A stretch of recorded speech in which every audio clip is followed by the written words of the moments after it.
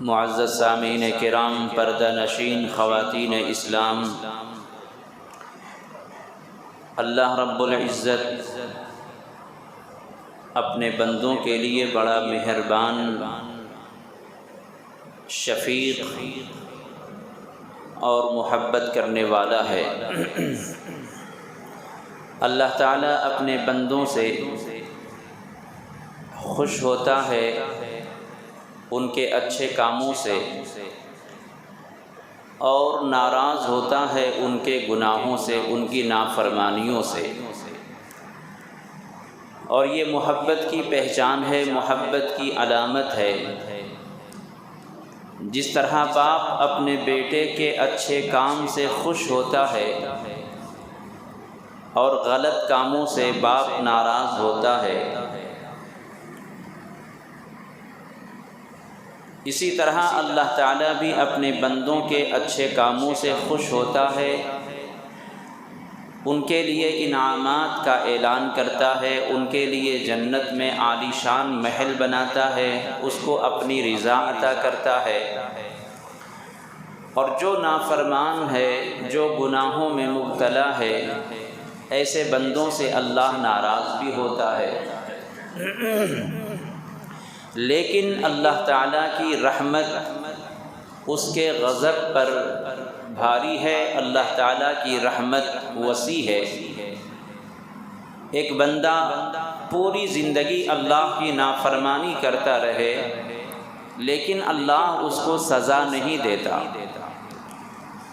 ایک بندہ ہر گناہ کرتا ہے لیکن ذرا سی اگر اس نے توبہ استغفار کر لیا اور کوئی اس کی نیکی اللہ کو پسند آ گئی تو پھر ساری زندگی کے گناہوں کو نیکیوں سے بدل دیتا ہے۔ تو اس سے سمجھ میں آتا ہے کہ اللہ تعالیٰ کو غصہ ضرور ہے، لیکن اللہ تعالیٰ کے غصے پر اللہ کی خوشی بھاری ہے، اللہ کی رحمت بھاری ہے۔ اور اسی کے نتیجے میں آج دنیا یہ آباد ہے، دنیا باقی ہے۔ اگر اللہ اپنے قہر کا مظاہرہ کرے اور کسی گناہ کی سزا یقینی طور پر دے تو پھر کوئی بندہ بچ نہیں سکتا۔ گنہگار بندہ گناہوں کے باوجود جی رہا ہے تو یہ اللہ کی مہربانی ہے، اللہ کا فضل ہے۔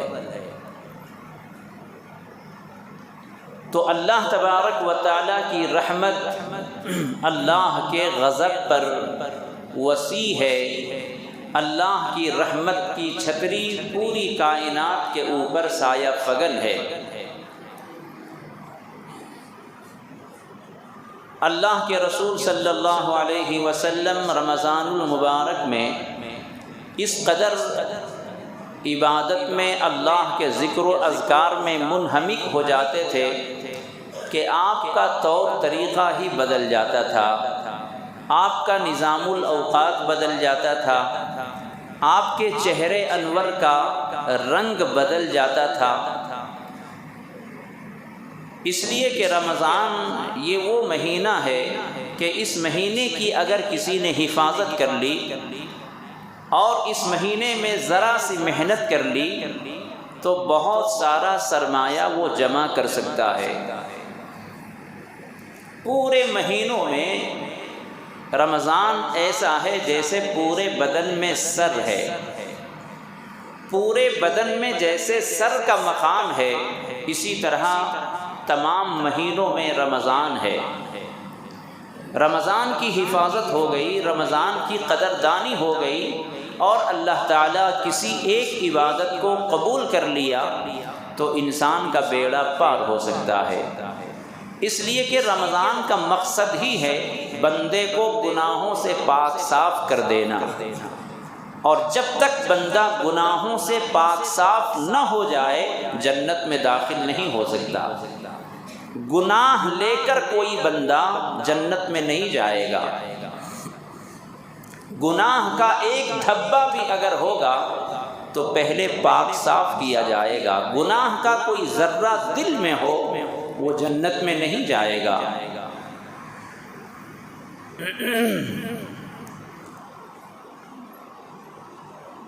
حضور صلی اللہ علیہ وسلم کبھی کبھی صحابہ کرام کے ساتھ مزاح بھی فرمایا کرتے تھے۔ ایک مرتبہ ایک بوڑھی صحابیہ حضور صلی اللہ علیہ وسلم کی خدمت میں آئیں اور کہا کہ اے اللہ کے رسول دعا کر دیں کہ میں جنت میں چلی جاؤں۔ تو حضور صلی اللہ علیہ وسلم نے فرمایا کہ کوئی بوڑھی جنت میں نہیں جائے گی۔ اتنا سننا تھا، زار و قطار رونے لگیں۔ حضور صلی اللہ علیہ وسلم اتنا فرما کر مسجد کی طرف نکل گئے، نماز کے لیے چلے گئے۔ حضرت عائشہ صدیقہ رضی اللہ عنہا بیٹھی تھیں، وہ بوڑھی صاحبہ صحابیہ روتی رہیں، رو رو کر وہ چلی گئیں۔ تو حضور صلی اللہ علیہ وسلم جب تشریف لائے گھر کے اندر تو حضرت عائشہ نے فرمایا کہ اے اللہ کے رسول، آپ نے اس بوڑھی عورت سے کہا کہ کوئی بوڑھی عورت جنت میں نہیں جائے گی، تب سے وہ رو رہی ہے، روتی ہوئی چلی گئی۔ تو حضور صلی اللہ علیہ وسلم نے فرمایا کہ ان کو بلا لاؤ۔ ان کو بلایا گیا۔ تب حضور صلی اللہ علیہ وسلم نے فرمایا کہ میں نے جو بات کہی وہ صحیح کہی ہے۔ اللہ تعالیٰ کسی بوڑھی عورت کو یا بوڑھے آدمی کو جنت میں داخل نہیں کرے گا۔ جنت میں داخل کرے گا ان کو جوان بنا کر داخل کرے گا، یعنی جو بڑھاپا وہاں ہوگا وہ ختم ہو جائے گا، اور جنت میں جو عمریں ہوں گی وہ بالکل جوان کی عمر ہوگی۔ اتنا سننے کے بعد وہ بوڑھی صاحبہ صحابیہ خوش ہو کر ہنس کر وہ جانے لگی۔ تو حضور صلی اللہ علیہ وسلم صحابہ کرام کے ساتھ کبھی کبھی مذاق فرما لیا کرتے تھے، تاکہ جب غربت ہوگی، جب بے تکلفی ہوگی تو لوگ مسئلے مسائل بھی پوچھیں گے۔ ہمیشہ غصے میں آدمی اگر کوئی رہے تو گھر کے بھی آدمی ان سے بات نہیں کرتے۔ اگر کوئی آدمی گھر کا گارجین اور گھر کا جو بڑا ذمہ دار ہو ہمیشہ غصے میں رہتا ہے تو گھر کے جو ممبرس ہیں وہ بھی ان سے بات نہیں کریں گے، اپنی ضرورت نہیں بیان کریں گے۔ کوئی ٹیچر اگر ہر وقت غصے میں رہتا ہو تو اسٹوڈنٹس ان سے سوال نہیں کریں گے، اپنے ڈاؤٹ کو کلیئر نہیں کریں گے۔ تو اسی طریقے سے اللہ کے رسول صلی اللہ علیہ وسلم غصے میں نہیں رہتے، ہنستے رہتے، تبسم فرماتے، اور جب کوئی پوچھتا سوال کرتا تو آپ ان کو بہت اچھی طرح سے سمجھاتے۔ تو حضور صلی اللہ علیہ وسلم نے جس طرح یہ فرمایا کہ کسی بھی بوڑھے آدمی کو، عورت کو، مرد کو جنت میں داخل نہیں کیا جائے گا، بلکہ پہلے ان کو جوان بنایا جائے گا، پھر جنت میں داخل کیا جائے گا۔ تو اسی طرح سے کسی گنہگار بندے کو جنت میں داخل نہیں کیا جائے گا۔ گناہ کے ساتھ کسی کے سینے میں رائی کے دانے کے برابر بھی کبر ہوگا، گھمنڈ ہوگا، حسد ہوگا، وہ جنت میں داخل نہیں ہوگا۔ یہ حدیث تو آپ نے سنی ہے نا۔ اگر کسی کے سینے میں رائی کے دانے کے برابر بھی کبر ہوگا، گھمنڈ ہوگا، حسد ہوگا، کسی مسلمان سے بغض ہوگا، عناد ہوگا، وہ جنت میں داخل نہیں ہوگا۔ اس کا مطلب یہی ہے کہ پہلے اس گناہ کو ختم کیا جائے گا، گناہوں سے اسے پاک کیا جائے گا، اس کے بعد اس کو جنت میں داخل کیا جائے گا۔ تو یہ رمضان المبارک کا جو مہینہ ہے گناہوں سے پاکی کا مہینہ ہے۔ رمضان کا مہینہ اللہ تعالیٰ کی طرف سے مغفرت کا مہینہ ہے۔ پہلا عشرہ رحمت کا، دوسرا عشرہ مغفرت کا، اور تیسرا عشرہ جہنم سے چھٹکارے کا عشرہ اللہ تعالیٰ نے بنایا ہے۔ رمضان اللہ تعالیٰ کے نزدیک بڑا ہی مقدس ہے۔ اللہ تعالیٰ اس میں بے شمار رحمتیں اور برکتیں اپنے بندوں کو عطا فرماتا ہے۔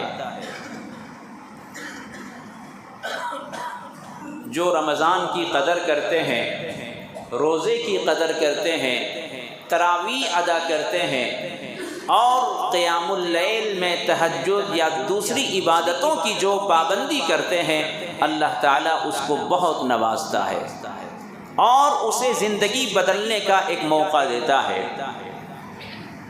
رمضان کی عبادتوں کی پابندی پر، رمضان کی عبادتوں پر خوش ہو کر اللہ تعالیٰ تو نوازتا ہی ہے۔ اگر کوئی رمضان کی قدر کر لے، احترام کر لے، روزے داروں کا ادب کر لے، احترام کر لے، تو اللہ تعالیٰ اس پر بھی ان کو عطا فرماتا ہے، مغفرت فرما دیتا ہے۔ یہ واقعہ آپ نے بارہا سنا ہوگا کہ ایک مجوسی کا انتقال ہو گیا۔ آگ کی پوجا کرنے والا، غیر اللہ کی پوجا کرنے والا، اللہ کو نہ ماننے والا، جب وہ مر گیا تو کسی اللہ والے نے خواب میں دیکھا کہ وہ جنت میں ہے۔ ان کے دل پر اللہ تعالیٰ نے الہام فرمایا کہ یہ جنتی ہے اور یہ جنت میں ہے۔ جب وہ بیدار ہو گئے تو پریشان ہو گئے کہ یہ تو ہمیشہ آگ کی پوجا کرنے والا، غیر اللہ کی پرستش کرنے والا، عبادت کرنے والا، یہ جنتی کیسے ہو جائے گا؟ جنتی ہونے کے لیے موحد کا ہونا لازم ہے، جنتی ہونے کے لیے ایمان کا ہونا ضروری ہے، مسلمان ہونا ضروری ہے۔ یہ مجوسی کیسے جنت میں داخل ہو گیا؟ لیکن ان کے دل میں آیا کہ جب یہ جنتی ہے تو ضرور کوئی نہ کوئی راز ہوگا، ضرور کوئی نہ کوئی بات ہوگی، معلوم کیا جائے۔ جب وہ کسی شخص کو بھیج کر معلوم کرتے ہیں اور ان کے گھر والوں سے ملاقات ہوتی ہے تو وہ پوچھتے ہیں ان کے گھر والوں سے کہ بتاؤ مرنے والے کے اندر کون سی خوبی تھی، مرنے والے کے اندر کیا اچھائی تھی؟ اس نے تو ہمیشہ پرستش کی تھی، بتوں کی پوجا کی تھی، آگ کی پوجا کی تھی، لیکن اب وہ مرنے کے بعد جنت میں ہے، آخر ایسا اس کا کیا عمل تھا؟ ان کے گھر والوں نے بتایا کہ وہ کوئی بہت زیادہ عبادت تو نہیں کرتے یا کوئی وہ ایسا اہم کام نہیں کرتے، لیکن جب رمضان کا مہینہ آتا تھا تو وہ اپنے بیٹے کو نصیحت کرتا تھا کہ بیٹے یہ مسلمانوں کا رمضان کا مہینہ چل رہا ہے، رمضان میں مسلمان صبح سے لے کر شام تک بھوکے رہتے ہیں، پیاسے رہتے ہیں، اس مہینے میں دن میں وہ کھاتے پیتے نہیں ہیں، لہذا تم بھی اس مہینے کا احترام کرو، روزے داروں کا احترام کرو اور پھر دن میں ان کے سامنے کھانے پینے سے پرہیز کرو۔ اللہ تبارک و تعالیٰ نے اسی ایک اچھائی کی وجہ سے آخری وقت میں ان کو ایمان کی دولت سے مالا مال کر دیا اور وہ ایمان سے انتقال ہوا۔ تو ایک مجوسی آدمی جو رمضان کی قدر کرتا ہے، روزے داروں کا احترام کرتا ہے، تو اللہ تعالیٰ اسے جنت میں داخل فرما دیتا ہے۔ میرے دوستو یہ اللہ تعالیٰ کی عطا ہے، اللہ کی مہربانی ہے اور رمضان کی یہ فضیلت ہے کہ جو روزے دار ہیں اللہ ان کی مغفرت تو فرماتا ہی ہے۔ جو رمضان کی قدر کر لے، روزے داروں کا احترام کر لے اور اللہ تعالیٰ کے اس مقدس مہینے میں اپنے آپ کو گناہوں سے بچا لے تو اللہ تعالیٰ اس پر بھی ان کو معاف فرما دیتا ہے۔ ضروری ہے کہ ہم اپنے آپ کو گناہوں سے بچائیں، اس مہینے کی قدر کریں۔ اس مہینے میں روزہ اور تراویح کے علاوہ ایک اور سنت ہے جو آخر عشرے میں اللہ کے رسول صلی اللہ علیہ وسلم نے ادا فرمائی ہے، وہ سنت ہے سنت اعتکاف۔ دوسرا عشرہ انشاءاللہ 12 تاریخ تک پورا ہو جائے گا اور تیسرے عشرے میں اس سنت کی ادائیگی کا موقع ملے گا۔ اعتکاف کے معنی آتے ہیں عبادت کی نیت سے مسجد میں ٹھہرنا، اعتکاف کا مطلب ہے ٹھہرنا، لیکن شرعاً اس کو کہتے ہیں کہ مسجد میں اعتکاف کے عبادت کی نیت سے، ذکر و اذکار کی نیت سے مسجد میں ٹھہرنے کو اعتکاف کہا جاتا ہے۔ اور یہ اعتکاف تمام انبیاء علیہم الصلاۃ کے لیے سنت رہی ہے۔ ہر نبی نے اعتکاف کیا ہے، مسجد میں اعتکاف کیے ہوں یا پھر غاروں میں اعتکاف کیے ہوں، پہاڑوں میں اعتکاف کیے ہوں، جہاں بھی جن کو اللہ کی طرف سے حکم ہوا انہوں نے اعتکاف کیا ہے۔ ہم اور آپ بھی اعتکاف کرتے ہیں۔ اعتکاف کا مطلب کیا ہے؟ اللہ کے لیے ٹھہرنا، کسی جگہ پر رک جانا۔ لیکن شرعی طور پر، شرعی اصطلاح میں عبادت کی نیت سے مسجد میں ٹھہرنا روزے کے ساتھ، اس کو اعتکاف کہتے ہیں۔ اخیر عشرے میں روزہ شرط ہے۔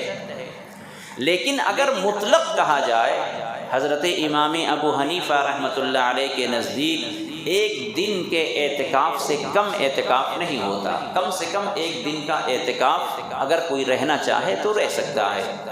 لیکن امام محمد رحمۃ اللہ علیہ جو امام صاحب کے شاگرد ہیں، وہ فرماتے ہیں کہ تھوڑی دیر کا بھی اعتکاف جائز ہے۔ پورے دن اگر کوئی اعتکاف میں نہ بیٹھ سکے تو تھوڑی دیر کے لیے بھی اعتکاف میں اگر کوئی بیٹھتا ہے تو وہ بھی جائز ہے۔ اور اسی پر فتویٰ بھی ہے۔ علماء فرماتے ہیں کہ اگر کوئی مسجد میں آئے، نماز کے لیے آتا ہے تو وہ اعتکاف کی نیت کر لے۔ جب تک وہ مسجد میں رہے گا نماز پڑھنے کا ثواب تو ملے گا ہی، ساتھ ساتھ اعتکاف کا بھی ثواب ملے گا۔ اور اعتکاف کا ثواب کیا ہے وہ انشاءاللہ آگے بتاؤں گا۔ اللہ کے رسول صلی اللہ علیہ وسلم نے اپنی پوری زندگی میں مکے سے ہجرت فرما کر مدینہ منورہ تشریف لے گئے، کبھی آپ نے اعتکاف کو نہیں چھوڑا، ہمیشہ آپ نے اعتکاف کیا۔ اور اعتکاف کا مطلب کیا ہے کہ ایک بندہ اپنے دل میں یہ طے کر لیتا ہے، اے اللہ میں تیرے در کا سوالی ہوں، میں تیرے در کا بھکاری ہوں، جب تک تو مجھے عطا نہ کر دے گا میں تیرا در چھوڑنے والا نہیں ہوں۔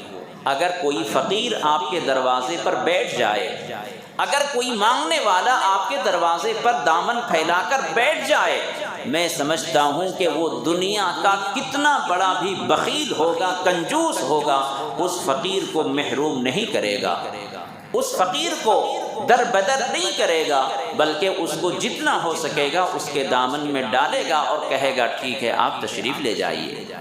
اللہ تبارک و تعالی بھی اس بندے کو جو اعتکاف میں آ کر بیٹھ جاتا ہے محروم نہیں فرماتا، نوازتا ہے، عطا فرماتا ہے۔ علامہ شارانی رحمۃ اللہ علیہ نے کشف الغمہ نامی کتاب میں ایک حدیث نقل کی ہے۔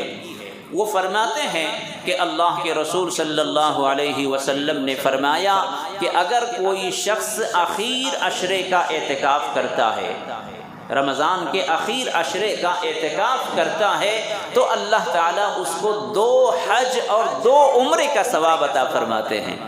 2 حج اور 2 عمرے کا ثواب اس کو عطا فرماتے ہیں۔ اور اگر کسی نے مغرب سے عشاء تک مسجد میں اعتکاف کر لیا، جیسا کہ میں نے عرض کیا کہ تھوڑی دیر کا بھی اعتکاف جائز ہے۔ ہمارے علماء جب مسجد میں نماز کے لیے تشریف لاتے تو وہ اعتکاف کی نیت کر لیتے۔ اور آپ کو بھی میں یہ نصیحت کر رہا ہوں اور ایک بات بتا رہا ہوں کہ جب بھی آپ مسجد میں آئیں نماز پڑھنے کے لیے تو آپ کو مسجد میں نماز پڑھنے کا ثواب تو ملے گا ہی۔ نماز مان لو کہ ابھی نماز نہیں ہو رہی ہے لیکن آپ بیٹھے ہوئے ہیں تو اللہ کے رسول صلی اللہ علیہ وسلم کی حدیث کے مطابق جتنی دیر آپ مسجد میں بیٹھیں گے اتنی دیر آپ کو اعتکاف کا ثواب بھی ملتا رہے گا۔ تو جب بھی آپ مسجد میں داخل ہوں آپ اعتکاف کی نیت کر لیں، نفلی اعتکاف جو تھوڑی دیر کے لیے بھی جائز ہے۔ سنت والا اعتکاف وہ تو رمضان کے اخیر عشرے میں 10 دن کا ہوگا۔ واجب والا اعتکاف وہ کبھی منت پر آپ کبھی اعتکاف کی نیت کر لیتے ہیں کہ اگر میرا یہ کام ہو گیا تو میں 4 دن کا اعتکاف کروں گا، یا میں 5 دن کا اعتکاف کروں گا۔ منت اور نظر پر جو اعتکاف اپنے اوپر لازم ہوتا ہے اس کو واجب اعتکاف کہتے ہیں۔ تو واجب اعتکاف 1 دن سے کم نہیں ہوگا، سنت والا اعتکاف آخر عشرے کا وہ 10 دن سے کم نہیں ہوگا، لیکن جو نفلی اعتکاف ہے تھوڑی دیر کے لیے بھی جائز ہے، 1 دن کے لیے بھی جائز ہے، 2 دن کے لیے بھی جائز ہے۔ تو جب بھی ہم مسجد میں داخل ہوں نیت کر لیں کہ اے اللہ میں اعتکاف کی نیت کرتا ہوں، بسم اللہ دخلت وعلیہ توکلت نویت سنت الاعتکاف، یا آپ اپنی زبان سے جو بھی کہیں کہ اے اللہ میں اس مسجد میں داخل ہو رہا ہوں اعتکاف کی نیت کے ساتھ، انشاءاللہ آپ کو اعتکاف کا بھی ثواب ملے گا۔ تو عرض یہ کرنا ہے، علامہ شعرانی رحمۃ اللہ علیہ نے لکھا ہے کہ اگر کوئی بندہ اخیر عشرے کا اعتکاف کرتا ہے تو اس کو 2 حج اور 2 عمرے کا ثواب ملے گا، اور اگر کوئی مغرب سے عشاء کے درمیان میں آ کر مسجد میں بیٹھتا ہے، قرآن کی تلاوت کرتا ہے، ذکر و اذکار کرتا ہے، تسبیحات پڑھتا ہے، مسجد میں وقت گزارتا ہے، اللہ تعالیٰ اس کے بدلے میں اس کے لیے جنت میں عالی شان محل بنائے گا۔ تو تھوڑی سی عبادت بھی اللہ تعالیٰ کے دربار میں کتنا مقام رکھتی ہے اور کتنی اللہ تعالیٰ کو یہ عبادت پسند ہے۔ اخیر عشرے کا اعتکاف یہ سنت مؤکدہ علی الکفایہ ہے، یعنی پورے محلے والوں پر یہ سنت ضروری ہے، لیکن اگر چند لوگوں نے بھی ادا کر لیا تو سب کی طرف سے ادا ہو جائے گا۔ لہذا اگر کسی مسجد میں کوئی اعتکاف میں اگر کوئی نہیں بیٹھتا، کوئی بندہ بیٹھتا نہیں ہے، وہ مسجد ویران رہتی ہے، تو اس کا وبال پورے گاؤں والوں پر آئے گا، پورے محلے والوں پر آئے گا۔ اس لیے ضروری ہے کہ مساجد میں چند احباب، چند مصلی اعتکاف میں ضرور بیٹھیں تاکہ اس کے وبال سے پوری آبادی محفوظ رہے۔ میرے دوستو، اللہ کے رسول صلی اللہ علیہ وسلم نے اس سنت والی اعتکاف کو کبھی ترک نہیں فرمایا۔ حضرت عائشہ صدیقہ رضی اللہ عنہا فرماتی ہیں کہ ہمیشہ آپ نے اس سنت پر عمل کیا، اور ایک مرتبہ کبھی اعتکاف قضا ہوا، ناغہ ہوا، تو آپ نے دوسرے سال 20 دن کا اعتکاف فرمایا، یعنی ایک تو 10 دن اس مہینے کا اور 10 پہلے جو چھوٹ گیا تھا اس کی قضا کا، پورے 20 دن کا اعتکاف فرمایا۔ اور حضرت عائشہ صدیقہ رضی اللہ عنہا فرماتی ہیں کہ آپ ہمیشہ اس سنت پر عمل کرتے رہے، ہمیشہ اس پر آپ کی پابندی رہی، یہاں تک کہ آپ اللہ تعالیٰ کے دربار میں پہنچ گئے، یعنی دنیا سے آپ انتقال فرما گئے۔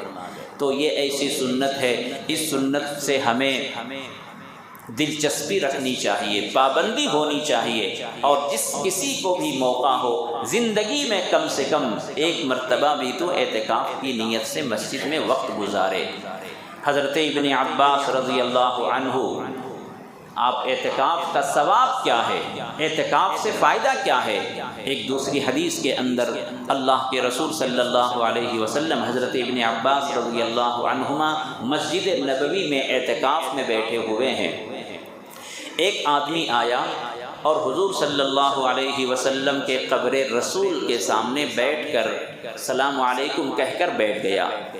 حضرت ابن عباس اعتکاف میں ہیں اور وہ شخص آ کر مزار اقدس کے سامنے سلام کر کے بیٹھ گیا، پریشان حال تھا، رو رہا تھا، غمزدہ تھا۔ حضرت ابن عباس نے پوچھا کہ کیا بات ہے، کیوں رو رہے ہو؟ تو انہوں نے کہا کہ میں پریشان حال ہوں، میں کسی کا مقروض ہوں، میں نے کسی سے قرض لے لیا ہے اور میں اس کا قرض ادا کرنے سے عاجز ہوں، اس لیے میں رو رہا ہوں، پریشان ہوں۔ تو انہوں نے حضرت ابن عباس رضی اللہ عنہما نے فرمایا کہ کیا میں اس شخص سے جس سے تم نے قرضہ لیا ہے، میں اس کے سامنے تمہاری سفارش کر دوں، کچھ دنوں تک مہلت دلوا دوں کہ وہ قرضہ لینے میں جلد بازی نہ کرے، کچھ دنوں اور تجھے مہلت دے دے؟ تو انہوں نے کہا کہ ہاں آپ کی جیسی مرضی۔ اتنا کہہ کر وہ مسجد نبوی سے نکلنے لگے، جوتا چپل جو بھی تھا پہننے لگے۔ تو انہوں نے ان کو یاد دلایا اور کہا کہ اے اللہ کے رسول کے چچا کے بیٹے، آپ اعتکاف میں ہیں اور آپ مسجد سے نکل رہے ہیں، آپ اپنا اعتکاف بھول گئے؟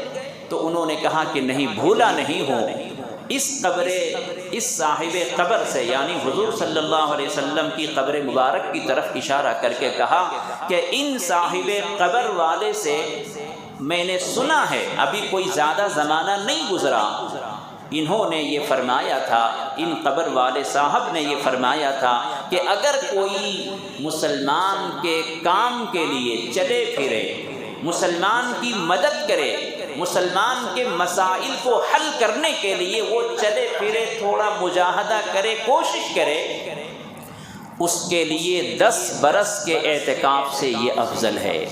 ایک مسلمان کی مدد کرنا، ایک مسلمان کے لیے سہارا بننا، ایک مسلمان کے پریشان کے مسئلے کو حل کرنا اللہ تعالیٰ کو اتنا پسند ہے کہ 10 سال کے اعتکاف سے یہ عمل افضل بتایا جاتا ہے۔ اور پھر فرمایا آگے کہ اگر کوئی بندہ ایک دن کا اعتکاف کرے، مسلمان کے لیے چلے پھرے، اس کے مسائل کو حل کرنے کے لیے کوشش کرے، تو یہ اس کا عمل 10 سال کے اعتکاف سے افضل ہے۔ اور اگر ایک دن کا کوئی اعتکاف کرتا ہے تو اللہ تعالیٰ اس کے اور جہنم کے درمیان میں 3 خندقیں آڑ کر دیتا ہے۔ خندق گڈھا، یعنی اس آدمی اور جہنم کے درمیان میں 1 خندق، 2 خندق، 3 خندق، 3 خندقوں کے برابر چوڑائی کر دیتا ہے، مسافت کر دیتا ہے۔ اور خندق بھی چھوٹی موٹی نہیں ہوگی، وہ خندق ایسی ہوگی کہ 1 خندق کی چوڑائی زمین و آسمان کے برابر ہوگی۔ ایک دن کے اعتکاف کا یہ ثواب ہے۔ اب آپ اندازہ لگائیے، ایک دن کے اعتکاف کا یہ ثواب ہے کہ 3 خندقوں کی دوری کر دی جاتی ہے، اور 10 دن کا کوئی اعتکاف کرے گا، وہ جہنم سے کتنا دور کر دیا جائے گا، کتنا اس کو الگ کر دیا جائے گا۔ تو میرے دوستو، سنت والا جو اعتکاف ہے، اس کے لیے شرط ہے کہ پورے 10 دن ہونا ضروری ہے۔ 10 دن اگر کوئی بیٹھتا ہے تو یہ فضیلت اس کو حاصل ہوگی، لیکن اگر کوئی بندہ ایک دن کے لیے بیٹھتا ہے تو سنت والا اعتکاف کا اس کو ثواب تو نہیں ملے گا، لیکن بہرحال جو اس کی شان ہوگی اللہ کی، وہ اس کو عطا فرمائے گا۔ تو بہرحال رمضان کا یہ دوسرا عشرہ چل رہا ہے، ہمیں اللہ تعالیٰ نے متقی اور پرہیزگار بنانے کے لیے اس مہینے کو ہمارے لیے مقرر فرمایا ہے۔ خوش نصیب ہے وہ آدمی جس نے اس مہینے کی قدر کر لی، خوش نصیب ہے وہ آدمی جس نے اس مہینے کا احترام کر کے جنت کا حقدار بن گیا۔ ورنہ میرے دوستو، حضور صلی اللہ علیہ وسلم نے بربادی کی دعا فرمائی ہے، حضرت جبریل علیہ السلام نے بربادی کی دعا فرمائی ہے، جس کے سامنے یہ مہینہ آئے اور اس مہینے میں عبادت کر کے وہ جنت کا حقدار نہ بن سکے۔ جنتی بننے کے لیے اور جنت حاصل کرنے کے لیے اللہ نے اس مہینے کو بنایا ہے۔ ہر آدمی اپنے آپ کا جائزہ لے لے، ہر آدمی اپنے آپ کو دیکھ لے کہ اس مہینے میں ہمیں کیا حاصل ہوا۔ روزے کی پابندی ہو رہی ہے یا نہیں؟ تراویح کی پابندی ہو رہی ہے یا نہیں؟ اپنے آنکھ، کان، ناک اور دوسرے اعضاء کی حفاظت ہو رہی ہے یا نہیں؟ اس لیے کہ رمضان میں صرف روزہ یعنی بھوکا پیاسا رہنا، اس کا نام روزہ نہیں ہے۔ رمضان روزہ جو ہے وہ چند چیزوں سے بچنے کا نام روزہ ہے۔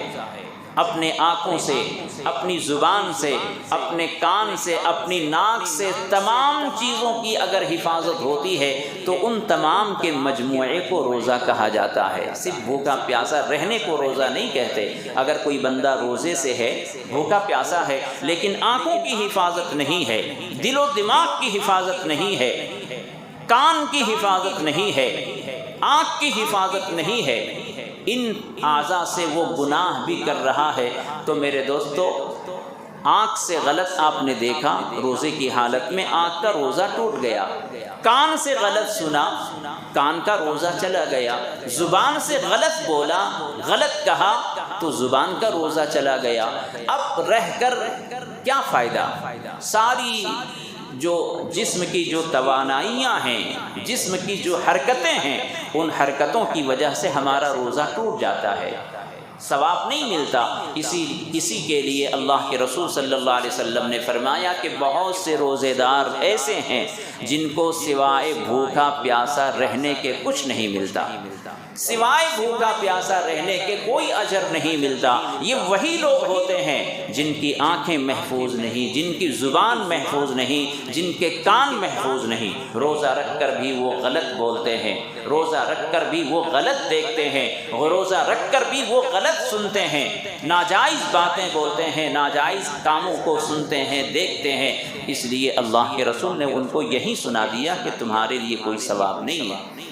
تو اس لیے ہمیں کوشش کرنا چاہیے کہ رمضان کی ہم کما حقہ قدر کریں۔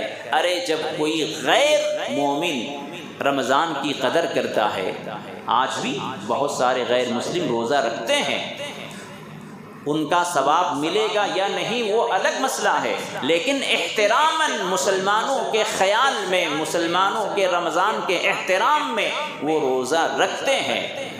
اور ہم مسلمان ہو کر اگر روزہ نہ رکھیں، رمضان کی قدر نہ کریں، تو ہم سے زیادہ بے نصیب اور ہم سے زیادہ بے شرم آدمی کون ہو سکتا ہے؟ ناقدرہ کون ہو سکتا ہے؟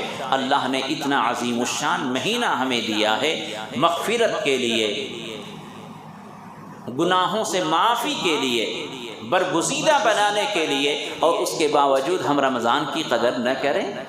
اس لیے میرے دوستو، جو ایام بچ گئے، جو ایام رہ گئے ہیں، ان ایام کی آپ حفاظت کر لیں۔ یہ مہینہ جس شان و شوکت کے ساتھ آیا ہے، اسی آب و تاب کے ساتھ یہ گزر جائے گا۔ یہ مہمان ہے، ایک مہینے کے لیے آیا ہے، پھر یہ چلا جائے گا، اور پتہ نہیں دوبارہ ہم اس مہینے کو پاتے ہیں یا نہیں، زندگی ہماری وفا کرتی ہے یا نہیں۔ اس لیے کم سے کم جو ایام بچ گئے ہیں، کوشش کریں۔ یہاں روزہ رکھنا کوئی مشکل نہیں ہے، اس لیے جو ہمارے نوجوان ابھی بھی تماشا بنے ہوئے ہیں، مستیاں کرتے ہیں، کھلے عام کھاتے پیتے ہیں، ان کو سبق حاصل کرنا چاہیے اور اللہ تعالیٰ سے دعا کرنا چاہیے کہ اے اللہ ان کو توفیق دے، ان کو روزہ رکھنے کی ہمت دے۔ انشاءاللہ جب آپ روزہ رکھیں گے، گناہوں سے پاک صاف رہیں گے، تو روزہ بہت آسان ہوگا۔ روزے کی حالت میں اگر کوئی بندہ گناہ کرتا ہے تو روزہ اس کے لیے مشکل ہوتا ہے۔ نبی کریم صلی اللہ علیہ وسلم کے زمانے مبارک میں دو عورتوں کی حالت بہت خراب ہو گئی۔ روزے کی حالت میں ان کی حالت ایسی ہو گئی کہ جیسے اب ان کی جان نکل جائے گی۔ لوگوں نے جب کہا کہ اے اللہ کے رسول، دو عورتوں کی حالت ایسی ہو گئی ہے کہ اب اگر ان کو روزہ افطار نہ کرایا گیا تو جان نکل جائے گی، تو اللہ کے رسول نے فرمایا کہ ٹھیک ہے، ان کو پانی پلا دو۔ پانی جب پلایا گیا تو الٹی ہوئی، الٹی ہونے میں کچے کچے گوشت اس کے پیٹ سے نکلے۔ لوگوں نے دیکھ کر حیرانی کا اظہار کیا اور کہا کہ ایسا کیسے ہو سکتا ہے؟ کچا گوشت کوئی کھاتا ہے؟ اس کے پیٹ سے کچا گوشت نکلا ہے۔ تو اللہ کے رسول صلی اللہ علیہ وسلم نے فرمایا کہ ان دونوں عورتوں نے کسی کی غیبت کی ہوگی، کسی کی چغلی کی ہوگی۔ چنانچہ جب معلوم کیا گیا تو ان دونوں عورتوں نے غیبت کی تھی، چغلی کی تھی، اور جس کی وجہ سے وہ روزہ ان پر بھاری ہوا، اور غیبت کی جو عملی شکل ہو سکتی تھی اس کا نمونہ اللہ تعالیٰ نے دکھایا۔ غیبت کرنے والے کے بارے میں اللہ نے کیا فرمایا؟ أَيُحِبُّ أَحَدُكُمْ أَن يَأْكُلَ لَحْمَ أَخِيهِ مَيْتًا فَكَرِهْتُمُوهُ کہ اے انسان، جب تو کسی کی غیبت کرتا ہے تو وہ ایسا ہی ہے جیسے تم اپنے مرے ہوئے بھائی کا گوشت کھا رہے ہو۔ کیا تم یہ پسند کرتے ہو؟ اپنے مرے ہوئے بھائی کا گوشت کھانا پسند کرتے ہو؟ نہیں پسند کرتے۔ تو اسی طرح سے تم کسی کی غیبت کرنا بھی پسند نہ کرو۔ تو غیبت کرنے کا جو انجام ہوتا ہے کہ کچا گوشت جیسے کھا رہا ہو، تو وہ اس کو اللہ تعالیٰ نے دکھا دیا۔ تو اس لیے میرے دوستو، روزے کی حالت میں اپنے آپ کو گناہوں سے بچائیں۔ اس مہینے میں پریکٹس کریں، اس مہینے میں اپنے آپ کو ایسا ڈھالنے کی کوشش کریں، انشاءاللہ روزہ آسان ہوگا۔ اور آخر بات یہ ہے کہ رمضان کا جو اخیر عشرہ ہے، اپنے گھروں میں ترتیب بنائیں کہ ہر آدمی اس اخیر عشرے کے اعتکاف میں دلچسپی لے۔ مسجد میں وقت گزارے، انشاءاللہ بہت فائدہ ہوگا۔ اللہ تعالی ہمیں ان باتوں پر عمل کی توفیق عطا فرمائے۔